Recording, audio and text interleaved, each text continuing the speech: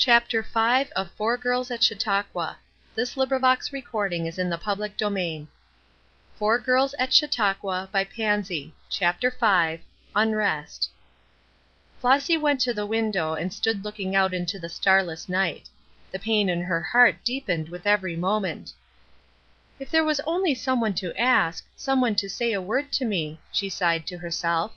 "It seems as though I could never go to sleep with this feeling clinging to me. I wonder what can be the matter? Perhaps I am sick and am going to die. It feels almost like that, and if I am not fit to die, I am afraid. I wonder if Ruth Erskine is afraid to die? I have almost a mind to ask her. I wonder if she ever prays? People who are not afraid of death are always those who pray. Perhaps she will to night. I feel as though I wanted to pray. I think if only I knew how, it would be just the thing to do. If she kneels down, I mean to go and kneel beside her." These were some of the thoughts that whirled through her brain as she stood with her nose pressed to the glass. But Ruth did not pray. She went around with the composed air of one who was at peace with all the world. And when her elaborate preparations for rest were concluded, she laid her head on her pillow without one thought of prayer. "Why in the name of sense don't you come to bed?" she presently asked, surveying with curious glance the quiet little creature, whose face was hidden from her, and who was acting entirely out of accordance with anything she had ever seen in her before. "What can you possibly find to keep you gazing out of that window? It can't be called star gazing, for to my certain knowledge there isn't a single star visible. In fact, I should say nothing could be visible but the darkness." For a minute Flossy made no answer. She did not move nor turn her head. But presently she said, in a low and gentle voice: "Ruth, should you be afraid to die?" "To die?" said Ruth, and I have no means of telling you what an astonished face and voice she had. "Flossy Shipley, what do you mean?" "Why, I mean that," said Flossy, in the same quiet tone. "Of course we have got to die, and everybody knows it, and what I say is, should you be afraid if it were to night, you know?" "Humph!" said Ruth, turning her pillow and waiting to beat it into shape before she spoke further. "I haven't the least idea of dying to night." "But how can you be sure of that? You might have to die to night; you know people do sometimes." "I know one thing, am perfectly certain of it, and that is that you will take cold standing there and making yourself dismal. You are shivering like a leaf, I can see you from here. If that is all the good to be gotten from the religious impressions that they harp about being so great here, the less religion they have the better, and there is quite little enough, you may be sure."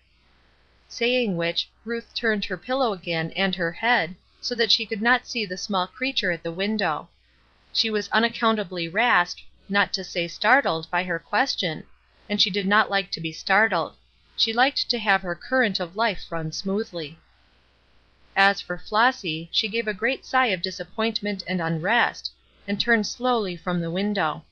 She had vaguely hoped for help of some sort from Ruth, and as she lay down on her prayerless pillow she said to herself: "If she had only knelt down I should certainly have done so, too, and perhaps I might have been helped out of this dreadful feeling." Yet so ignorant was she of the way that it never once occurred to her to kneel alone and pray. No more words were spoken by those two girls that night, but each lay awake for a long time, and tossed about restlessly.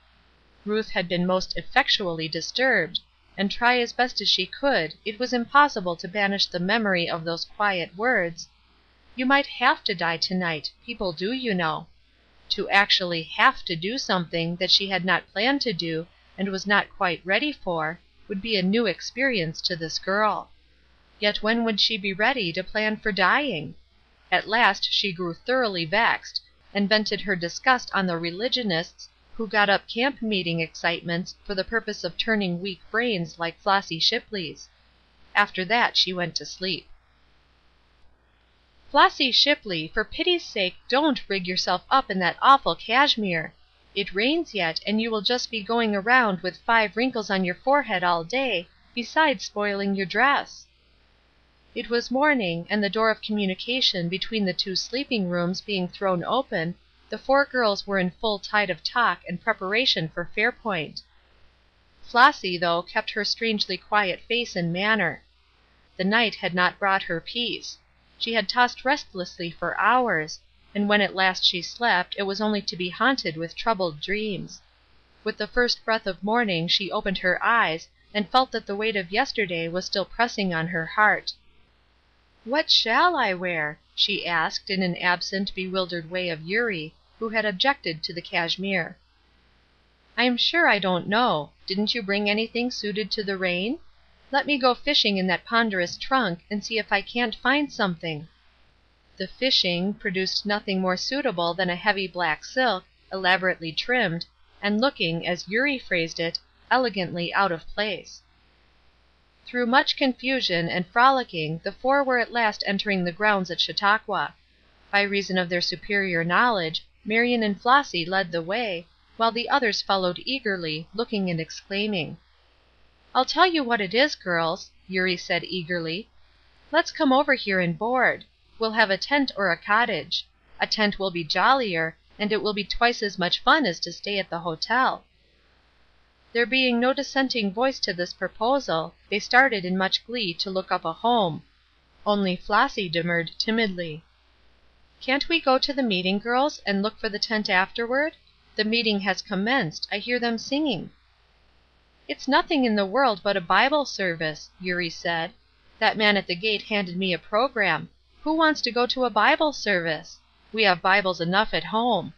We want to be on hand at 11 o'clock, because Edward Eggleston is to speak on 'The Paradise of Childhood.' My childhood was anything but paradise, but I am anxious to know what he will make of it." Flossy succumbed, of course, as every one expected she would, and the party went in search of tents and accommodations. It was no easy matter to suit them, as the patient and courteous president found.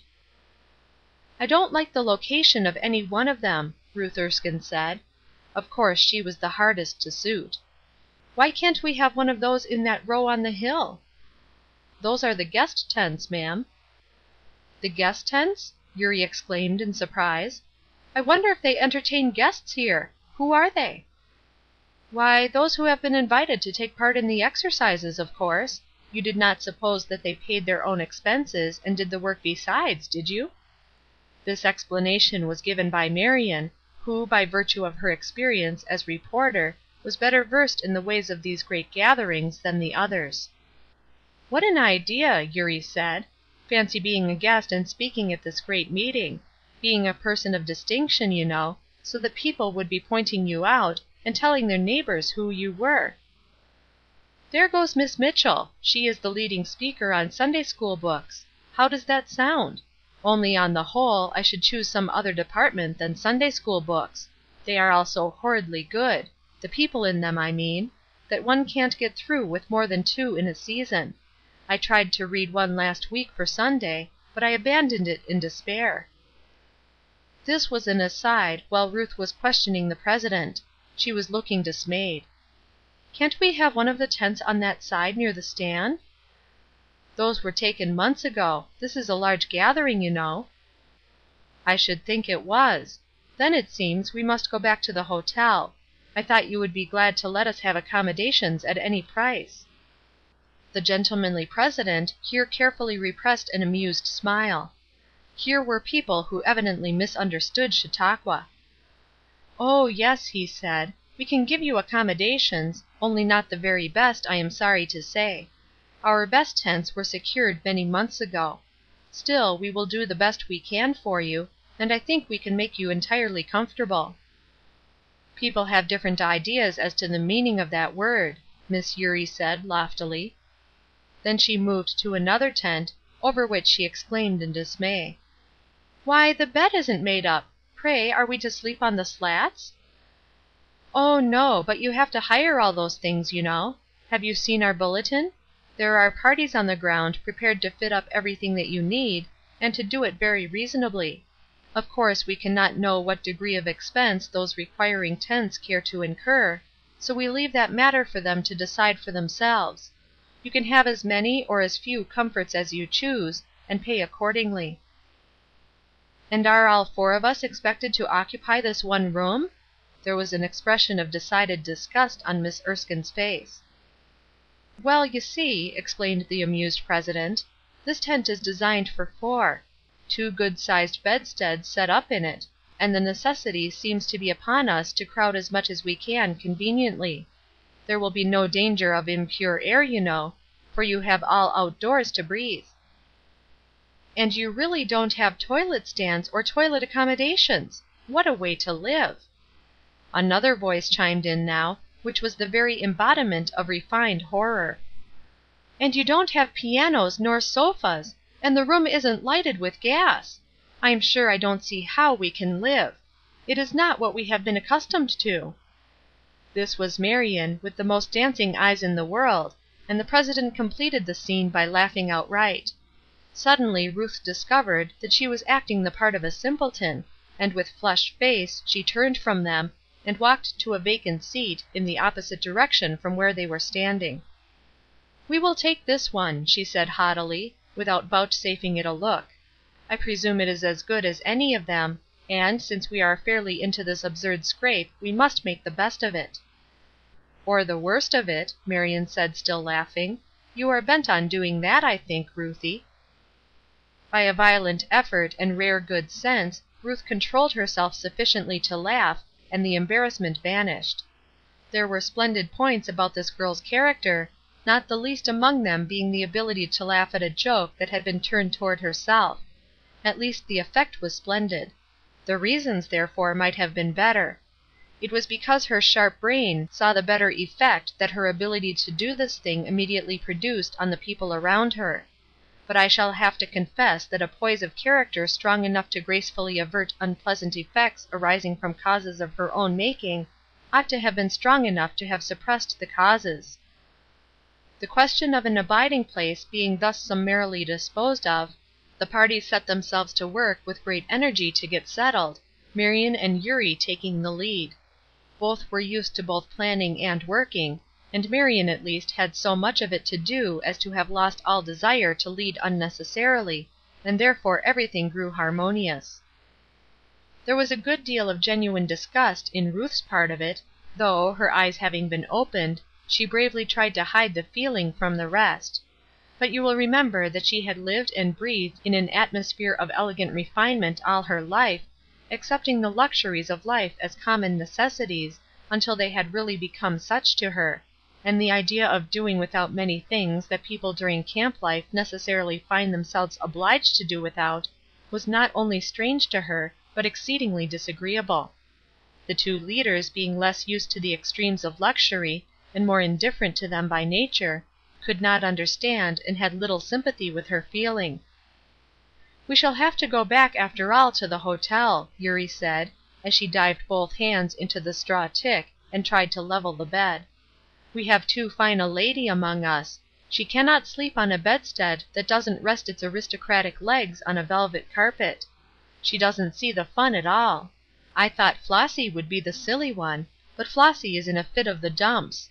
I never saw her so indifferent to her dress before. See her now, bringing that three-legged stand, without regard to rain. There is one comfort in this perpetual rain, we shall have less dust. After all, though, I don't know as that is any improvement, so long as it goes and makes itself up into mud. Look at the mud on my dress. That tent we were looking at first would have been ever so much the best, but after Ruth's silliness, I really hadn't the face to suggest a change. I thought we had given trouble enough. She makes a mistake. She thinks this is a great hotel, where people are bound to get all the money they can and give as little return, instead of its being a place where people are striving to be as accommodating as they can, and give everybody a good time as possible." In the midst of all this talk and work they left and ran up the hill to the Tabernacle, where the crowds were gathering to hear Dr. Eggleston. It was a novel sight to these four girls. The great army of eager, strong, expectant faces. The ladies, almost without an exception, dressed to match the rain and the woods, looking neither tired nor annoyed about anything, looking only in earnest. To Ruth especially it came like a revelation. She looked around her with surprised eyes. There were intellectual faces on every hand. There was the hum of conversation all about her, for the meeting was not yet opened, and the tone of their words was different from any with which her life had been familiar. They seemed lifted up, enthused. They seemed to have found something worthy of enthusiasm. As a rule, Ruth had not enjoyed enthusiastic people. They had seemed silly to her; and you will admit that there is a silly side to the consuming of a great deal of that trait on the dress for an evening party, or the arrangement of programs for a fancy concert. Just now she had a glimmering fancy that there might be something worthy of arresting and holding one's eager attention. "They look alive," she said, turning from right to left among the rows and rows of faces. "They look as though they had a good deal to do, and they thought it was worth doing." Then, curiously enough, there came suddenly to her mind that question which she had banished the night before, and she wondered if these people had all really answered it to their satisfaction. Flossy took a seat immediately in front of the speaker. She was hungry for something, and she did not know what to call it; something that would set her fevered heart at rest. As for Marion and Eurie, they hoped with all their hearts that the Hoosier schoolmaster would give them a rich intellectual treat; at least Marion was after the intellectual. Eurie would be contented if she got the fun, and a man like Dr. Eggleston was enough of both these elements to make sure of satisfying their hopes. But would he bring something to help Flossy? CHAPTER VI.